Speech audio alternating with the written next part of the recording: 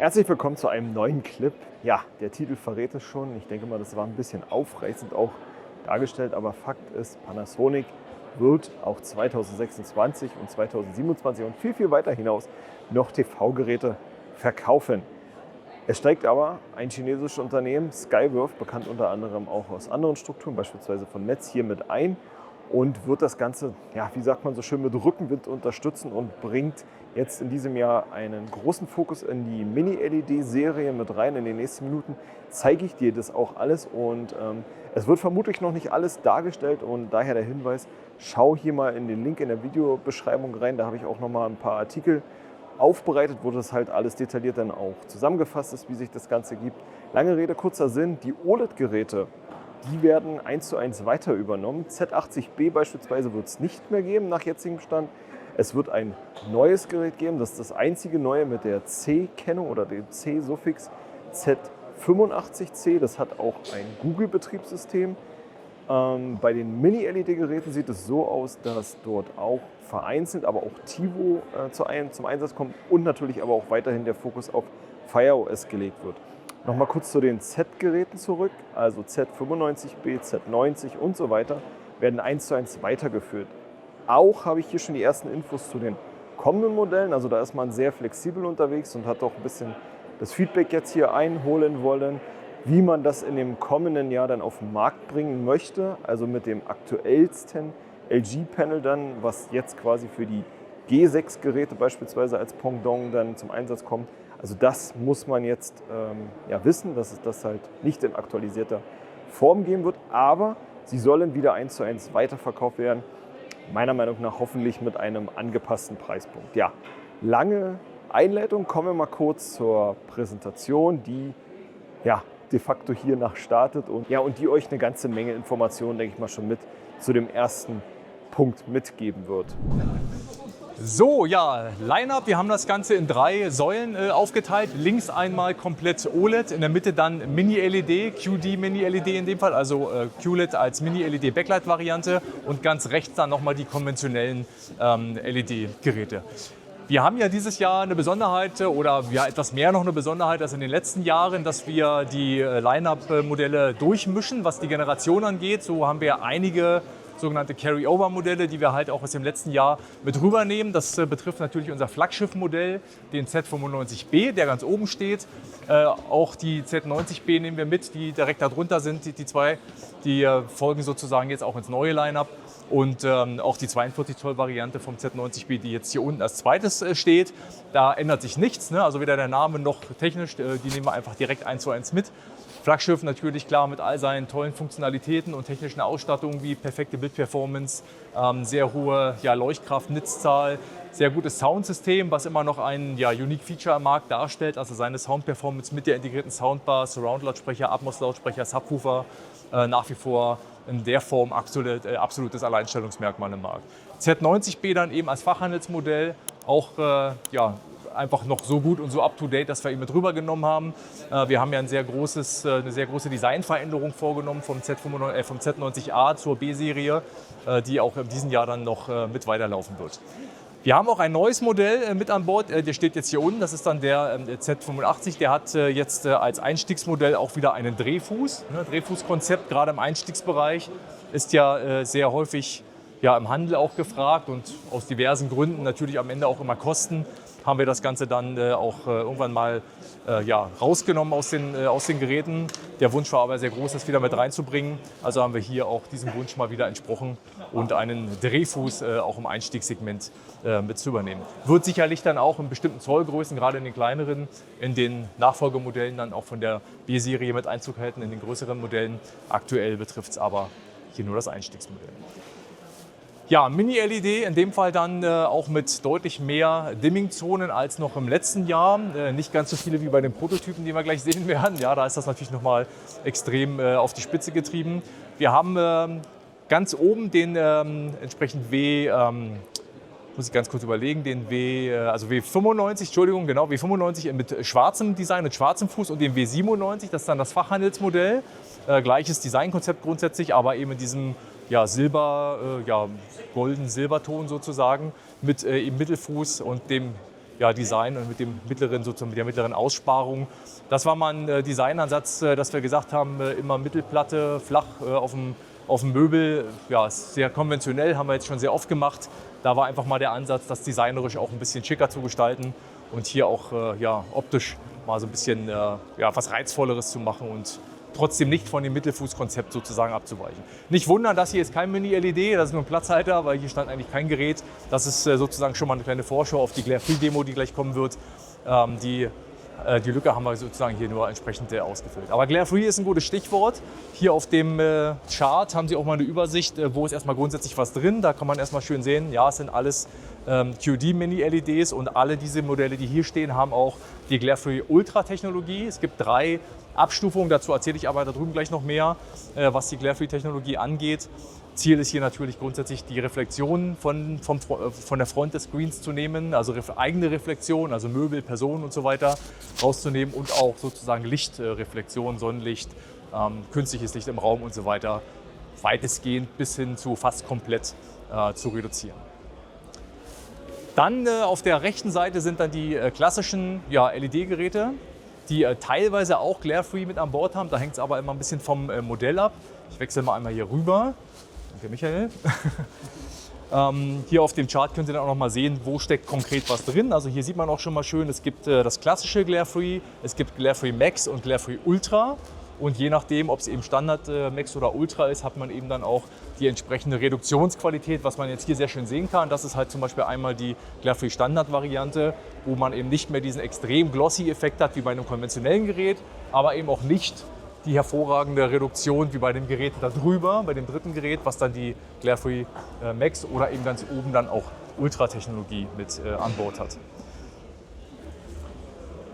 Der ganz oben, oder die zwei Geräte, der zweite von oben und der dritte von oben, haben noch nicht das aktuelle Fußkonzept. Da kommt dann später noch ein Mittelfußkonzept. Da haben wir noch die 2 Außenfüße, das war noch nicht fertig bisher.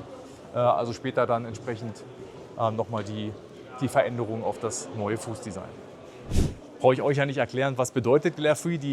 Der Gedankenansatz dazu ist ja nicht neu, den gab es ja schon vor vielen, vielen Jahren, kam natürlich ursprünglich auch mal aus dem Bereich PC-Monitore, Laptops und so weiter, wo man eben auch gerade aus gesundheitlichen Aspekten gesagt hat, Reflexionen sind halt schlecht, gerade zum Arbeiten, zum lange Arbeiten, aber eben auch beim TV-Schauen sind sie unschön und auch gesundheitsbeeinträchtigend. Deshalb war auch hier die Idee, mal die ganze Thematik anzugehen. Glare Free hatte in der Vergangenheit hier und da natürlich auch Nachteile. Das heißt, gerade Dinge wie Beeinflussung der Farbqualität, des Blickwinkels oder auch der Schwarzwerte war dann auch teilweise negativ. Und da haben wir halt mit verschiedenen Ansätzen jetzt versucht, das Ganze zu lösen. Deshalb gibt es eben diese 3 Abstufungen zum einen, um es halt auch in verschiedenen Preisklassen zu etablieren. Und wir haben dann in der Ultra-Variante insgesamt 3 verschiedene Layer. Nämlich einmal auf der Oberfläche selbst, um die Reflexion zu reduzieren, aber eben auch nochmal 2 Schichten innerhalb des Panels, die zum einen dafür sorgen, dass die Farben nicht auswaschen und dass auch der Blickwinkel stabil bleibt. Das heißt, wenn man also auch stark von der Seite guckt mit 160 Grad, dass die Farben nicht komplett einbrechen und auswaschen. Hier muss man grundsätzlich überlegen oder entscheiden, wie stark setzt man den Anti-Glare-Effekt an, um eben auch das Auswaschen von Farben etc. nicht zu stark zu beeinflussen. Und da haben wir uns für die sogenannte goldene 25%-Regel entschieden, also 25% sozusagen Reduktion der Reflexion. Und dadurch haben wir eben trotzdem immer noch die Möglichkeit, Farben stabil darzustellen, ohne dass die halt einbrechen. Und diese 2 Layer, die noch verbaut sind innerhalb des Panels, sorgen nochmal zusätzlich dafür, dass eben das Auswaschen der Farben oder das Einbrechen der Farben unter starkem Blickwinkel sozusagen reduziert werden. Und das kann man hier halt schön sehen. Das sind quasi 2 gleiche Geräte, was die Panelqualität angeht. Nur eben auf der rechten Seite haben wir eben entsprechend dann das Glare Free mit an Bord.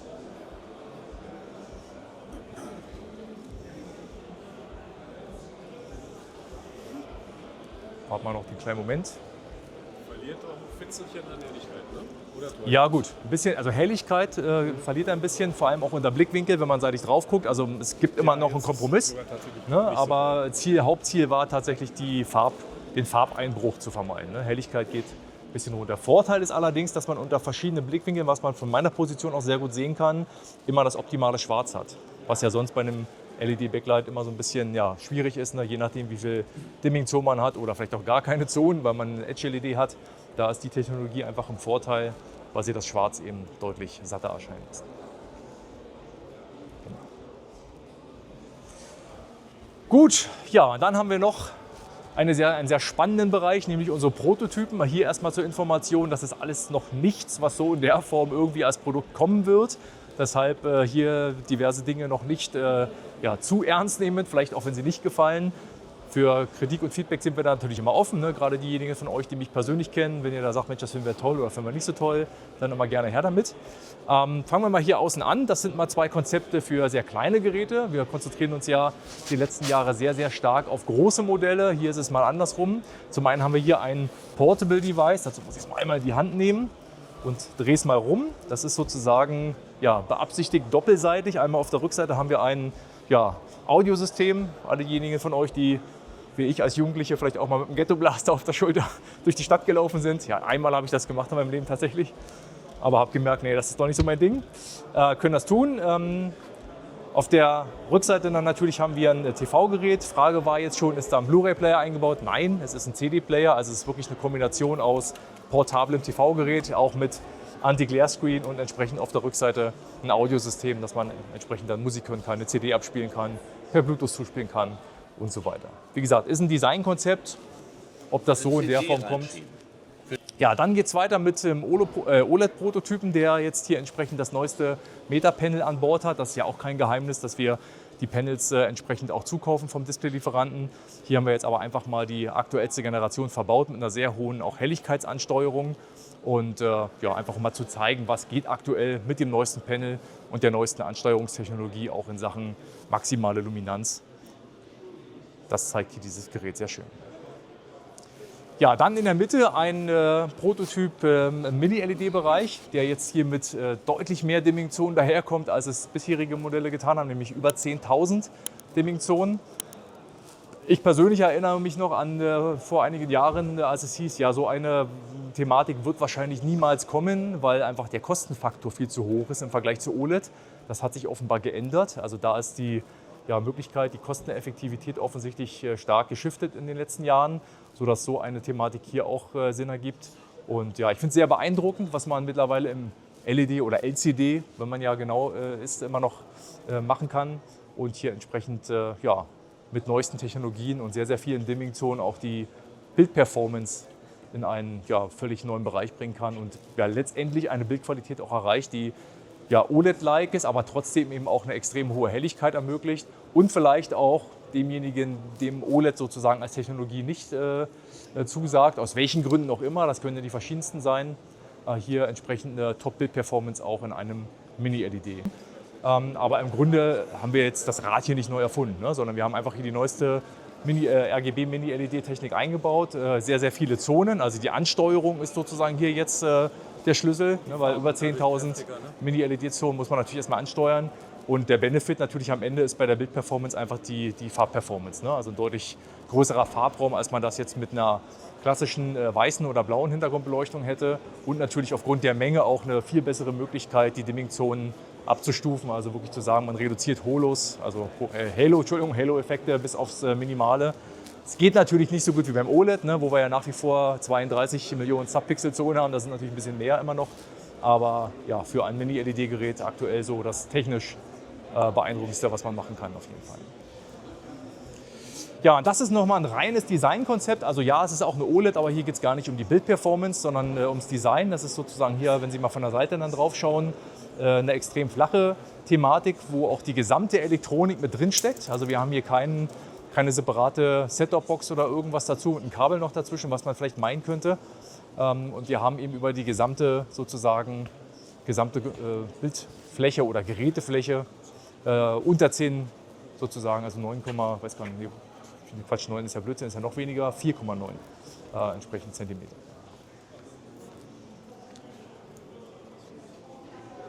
Wie gesagt, auch hier reines Designkonzept, also nichts, was jetzt irgendwie in der Pipeline ist als Seriengerät. Aber da geht es mal um die Bautiefe. Grundsätzlich soundtechnisch auch noch sehr interessant. Wir haben in diesem Modell ein 6.1.2 Soundsystem verbaut, also insgesamt 6 Kanäle, 2 Atmos-Kanäle und nochmal einen Subwoofer auf der Rückseite. Bei den mittleren übrigens ist es auch ein 4.1.2-System, was dann entsprechend ähnlich auch wie beim Z95B eine sehr ordentliche Sound-Performance mitbringt, ohne dass man jetzt separat nochmal eine Soundbar oder eine Soundlösung entsprechend braucht.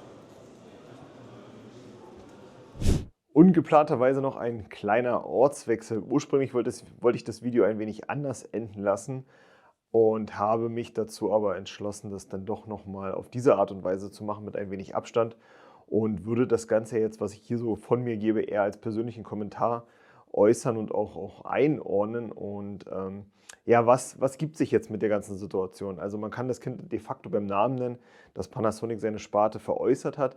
Würde ich persönlich jetzt aber nicht so sehen. Also man war da auch sehr bedeckt jetzt auch seitens der Entscheider oder ja, der Verantwortlichen, die vor Ort waren. Faktisch, so schätze ich die Situation gerade ein, dass der Panasonic immer noch eine sehr, sehr große Entscheidungsgewalt im Hinsicht der Entwicklung und ja, der Produktsparte im Sinne von, was machen wir, wie bringen wir ein Produkt und was ist uns wichtig. Und Skyworth als chinesischer Großentwickler und Anbieter und Fertiger von großen Stückzahlen ist dann halt wiederum als neu gegründete Firmierung und Firma ja komplett für den Vertrieb und fürs Marketing dann hier in Europa zuständig und dementsprechend hat man dann auch ehemalige Panasonic-Leute dort in dieses neu geschaffene Firmenkonstrukt dann rein transferiert, sodass sich das auch dann also mal alles auch für Presse und Vertrieb dann dementsprechend auch komplett geändert hat. Wie das jetzt weitergehen wird, habe ich ja hier jetzt schon kurz einen Teaser gegeben. Große technische Daten gab es jetzt noch nicht wirklich zu vermelden. Auch das OLED-Segment bis dato ist, ich würde nicht sagen enttäuschend, das ist das falsche Wort, eher sinnig und schlüssig, dass man das so gemacht hat, als jetzt irgendwie was komplett übers Knie zu brechen und komplett neue Produkte dann in den Markt zu werfen. Das, was sie dort jedenfalls gezeigt haben, finde ich persönlich, ist der richtige Weg, endlich mal auch von den eingefahrenen Mustern abzuschreiten. Bestes Beispiel, immer die feste Soundbar verbaut im Top-Modell. Also man kriegt nur das beste Panel, wenn man auch das Gerät mit der Soundbar dann kauft, was ja nicht unbedingt immer ja, Sinn ergeben muss oder unbedingt gewünscht ist bei den entsprechenden Kunden. Was auch denkbar sein wird, also mal ein bisschen in die Zukunft geblickt, dass es vielleicht sogar eine Technik-Soundbar geben wird oder man halt komplett irgendwie andere Wege einschreitet in Hinsicht der Soundlösung. Das, was du hier gesehen hast, das wurde im Video leider nicht erwähnt, dass diese Standfüße, die bei dem, ich blende das mal hier nochmal kurz ein, bei dem 65 Zoll Gerät und den 77 Zoll Gerät mit den großen beiden Frontchassis, also das letztere ist ja eher eine Designstudie. Also wenn man die Geräte beispielsweise an die Wand hängt, dann kannst du, so ist der aktuelle Stand oder die Idee, so wurde mir das mitgeteilt, das auch als externen Subwoofer irgendwo platzieren, da wo man das möchte. Also de facto das, was ja beispielsweise ein Z95 ja auch ohnehin schon konnte. Über den Klinkenanschluss kann man ja einen Subwoofer anschließen. Ist denn hier quasi als All-in-One-Lösung konzipiert. Wie das dann in der Mini-LED-Thematik weitergeht, das wird auch spannend. RGB Mini-LED, Sony, Hisense sind ja hier noch heiße Kandidaten. Das ist übrigens auch bei Panasonic ein Thema, das wird auch kommen, das wurde so ganz am Rande noch ein bisschen mit erwähnt, ich habe da nochmal nachgefragt, das wird auch kommen, also das mit der weiteren Abstufung innerhalb der Pixelstruktur und ich denke, das wird einige spannende und interessante Produkte auf den Plan bringen und das, was hier als kleines Preview, ich zeige es nochmal jetzt Überblendung, auch von der Farbleistung zu sehen ist, ist schon wirklich beachtlich, also das muss man nochmal ganz klar sagen. Dass sich das jetzt ja, in der Kernstruktur vielleicht deutlich geändert hat, für den Endkunden aber de facto nicht so wirklich merkbar sein wird, das ist jetzt der Ist-Stand. Damit muss man klarkommen. Ich persönlich glaube nicht, dass die Grund-DNA der japanischen TV-Geräte verloren gehen wird. Also ich glaube, das hatte auch das Unternehmen und die Unternehmensführung klar gemacht. Also nur so zur Info, der japanische Panasonic CEO, also der höchste Verantwortliche des Unternehmens, hat sich auf den Weg nach Deutschland gemacht und hat dann das auch nochmal versucht zu untermauern. Also ich glaube, man ist hier der Sache sich sehr bewusst, dass man hier seine Grund-DNA nicht über Bord werfen möchte. In diesem Sinne kann ich nur hoffen für uns alle, einfach im Sinne des Wettbewerbes, dass es auch so kommen wird, wie ich das jetzt habe, versucht ein bisschen anzureißen. Und dann lassen wir uns mal überraschen, was in den nächsten Wochen dann passiert. Hinsichtlich Preise, neue Produkte, neue Struktur, Verfügbarkeit und so weiter. Ja. Ich hoffe, du hast hier durchgehalten die ganze Zeit und ja, schau dir auch gerne noch ein paar andere Clips an. Hier findest du noch mal eine Playlist. Und dann sehen wir uns in einem nächsten Video, denn es geht nämlich munter weiter mit den neuen TV-Vorstellungen. Bis dahin, mach's gut.